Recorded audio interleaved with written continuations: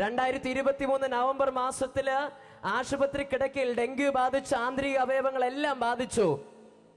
H1AC എന്ന് പറയുന്ന sugar level test ചെയ്യുന്ന, അതായത് 3 മാസത്തെ ആവറേജ് എടുക്കുന്ന ടെസ്റ്റ് നടത്തിയപ്പോൾ ഡയബറ്റിക് പേഷ്യന്റ് ആണെന്ന് മെഡിക്കൽ സയൻസ് പറഞ്ഞു.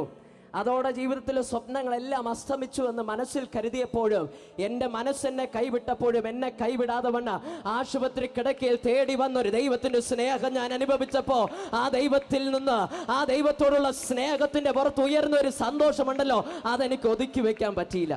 അന്ന് പള്ളിയിൽ പോകാൻ പറ്റുന്നില്ല, കാരണം ബെഡിൽ നിന്ന് എഴുന്നേക്കാൻ പോലും പറ്റാത്ത രീതിയിൽ ഫുള്ള് കിടപ്പാ. ഹല്ലേലൂയ.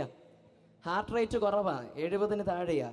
പ്ലേറ്റ്ലെറ്റ് കൗണ്ടും 40,000 താഴെ പോയിരിക്കുക. മൊത്തത്തിൽ പ്രതീക്ഷകളെല്ലാം അസ്തമിച്ചപ്പോഴും ഞാൻ ദൈവത്തെ മുറുകെ പിടിച്ചു. കാരണം എനിക്കൊന്നറിയാം, വിളിച്ച ദൈവം വിശ്വസ്തനാ. ഹല്ലേലൂയ.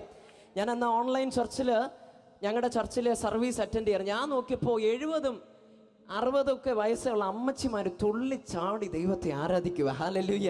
സ്ഥലം മറന്ന് ദൈവത്തെ ആരാധിക്കുന്നുണ്ടപ്പോൾ എനിക്കൊരു അസൂയ തോന്നിട്ട് ഞാൻ കർത്താവിനോട്, വിലാപങ്ങളുടെ പുസ്തകം എന്ന് പറഞ്ഞ പുസ്തകം ഉള്ളതുപോലെ ഞാൻ ദൈവത്തോട് പിറുപിറുത്തു, കർത്താവേ എനിക്ക് വയസ്സ് 20 സംതിങ്ങേ ആയുള്ളൂ, പക്ഷേ കർത്താവ് ഞാൻ ഇതവിടെ ഹോസ്പിറ്റലിൽ കിടക്കുക, പക്ഷേ അമ്മച്ചിമാർ ഇവിടെ തുള്ളിച്ചാടി ദൈവത്തെ ആരാധിക്കുക. ഞാൻ ദൈവത്തോട് പ്രാർത്ഥിച്ചു, കർത്താവേ എനിക്കൊരിക്കൽ കൂടെ ദൈവത്തിന്റെ സന്നിധിയിൽ ദാവീദിനെ പോലെ പൂർണ്ണ ശക്തിയിൽ എൻ്റെ പൂർണ്ണ ആരോഗ്യത്തോടെ എൻ്റെ ദൈവത്തിന്റെ നാമത്തെ ഉയർത്തുവാൻ, എനിക്ക് ആരാധിക്കുവാൻ ഒരവസരം തരണമെന്ന് പ്രാർത്ഥിച്ച അന്ന് മുതൽ എൻ്റെ ശരീരത്തിൽ മാറ്റം വരാൻ തുടങ്ങിയെന്ന് പറഞ്ഞാൽ എത്ര പേർക്ക് വിശ്വസിക്കാൻ കഴിയും?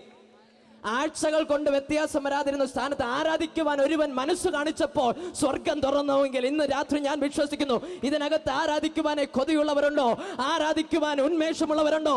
ആരാധിക്കുവാൻ ദാഹിക്കുകയും വിശക്കുന്നവരുണ്ടോ? നിനക്ക് വേണ്ടി സ്വർഗം തുറക്കുക.